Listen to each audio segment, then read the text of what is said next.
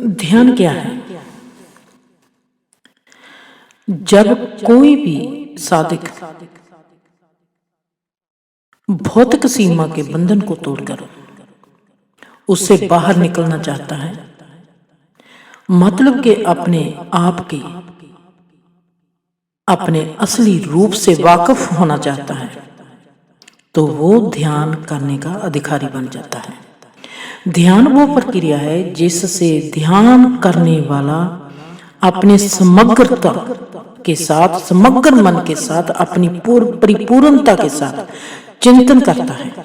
अपनी नेगेटिव वृत्ति को नेगेटिव करके पॉजिटिव वृत्ति में जाता है, मतलब कि नेगेटिव वृत्ति को लोप करता है और पॉजिटिव वृत्तियों का बहाव शुरू होने देता है, जिसमें अंत विच जो हमारे में विचार होते हैं, सोच होते हैं, भावनाएं होती हैं, उसकी मात्रा बहुत कम रह जाती है। मतलब कि आखिर में क्या होता है, एक ही विचार रह जाता है।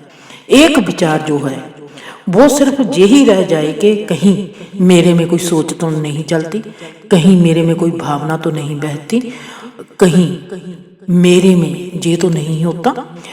ये विचार हमारे में जब आता है, इसको हम विचार नहीं कहेंगे, ये है अविचार।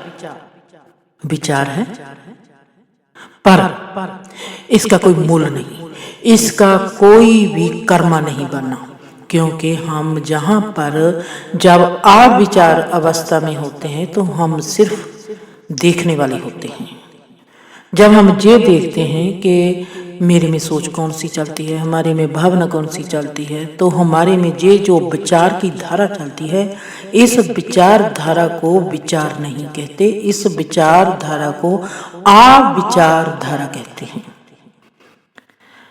हम देखेंगे कि हम कहते हैं हमारा अंतःकरण, हमारी आत्मा, हमारा ज़मीर, वो तो एक है,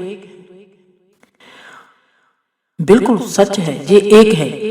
इसके अंतःकरण हमारी आत्मा 4 हिस्सों में से काम करती है।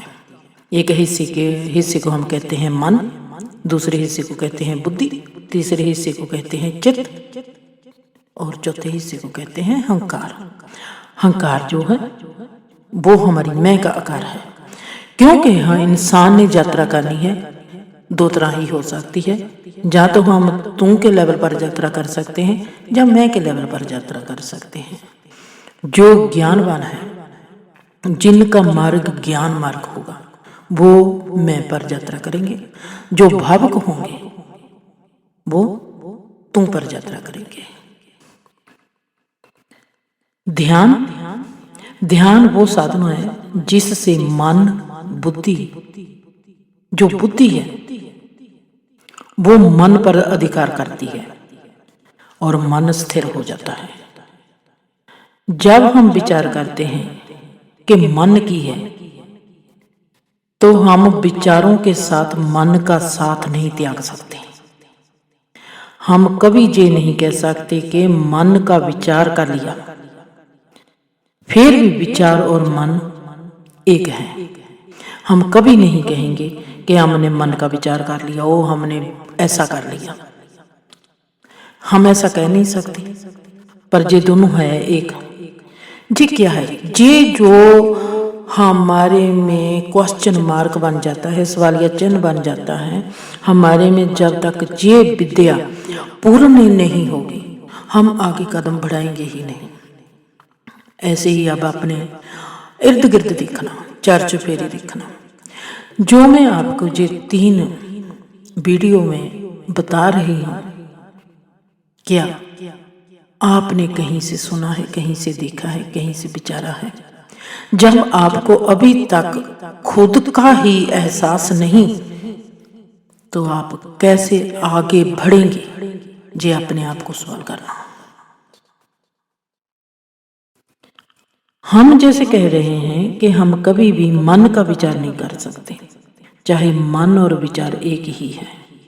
मन की दशा और स्वभाव विचारों की गुणवत्ता और संरचना पर निर्भर करती है।